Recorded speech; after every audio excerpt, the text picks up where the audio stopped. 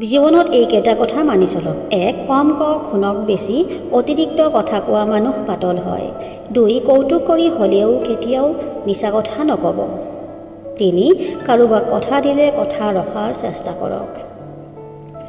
4. ভুল হ'লে তৰ্ক নকৰি চৰি কোৱাৰ অভ্যাস কৰক। 5. অকাৰণত বা অপ্ৰয়োজনত নাহাঁহিব। 6. একে উশাহতে ঘন কথা নকৈ লাহে ধীৰে কথা কওক। 7. যি নাজানে সেয়া লৈ একো ক'ব নাযাব। 8. নজনা বিষয় লৈ তৰ্ক নকৰিব। 9. কাকো বুজাব নাযাব যে আপুনিও শ্ৰেষ্ঠ। 10. আনক ক'বলৈ দিয়ক, আগতে তেওঁৰ কথা শুনক। 11. শব্দ কৰি আহাৰ নাখাব।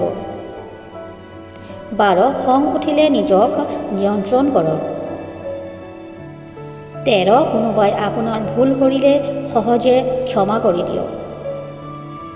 14. ফটা চিটা চিঙা কাপোৰ চেণ্ডেল পৰিধান নকৰিব।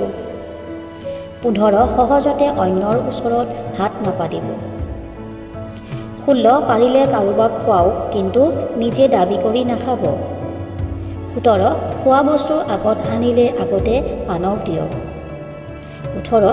সৰু ডাঙৰ সকলোকে সন্মান দি কথা কওক। 19. মুখ আৰু শৰীৰৰ দুৰ্গন্ধৰ পৰা মুক্ত থাকক। 20.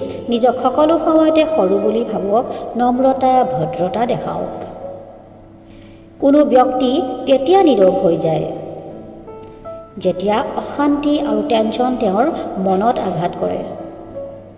এটা প্ৰচণ্ড ধুমুহাইহে জানে কিমানখিনি বতাহ প্ৰয়োগ কৰিলে এজোপা প্ৰকাণ্ড গছ উভালিব পৰা যায়। ঠিক সেইদৰে ব্যক্তিৰ মনটোৱেহে জানে কিমানখিনি আঘাত পালে মানুহ নীৰৱ হৈ যায়।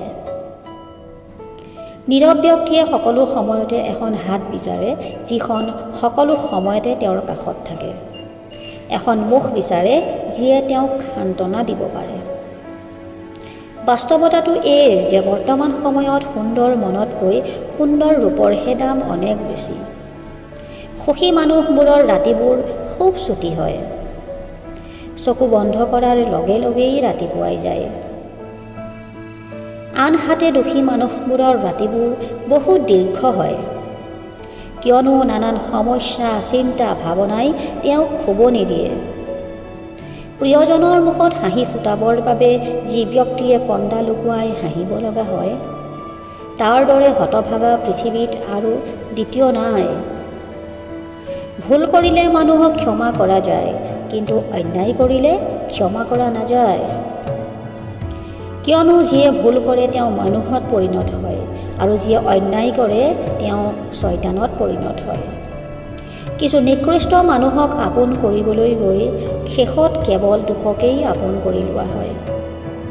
ভাল ব্যৱহাৰৰ কোনো অৰ্থনৈতিক মূল্য নাথাকিব পাৰে, কিন্তু তাৰে কোটি কোটি হৃদয় কিনাৰ ক্ষমতা থাকে।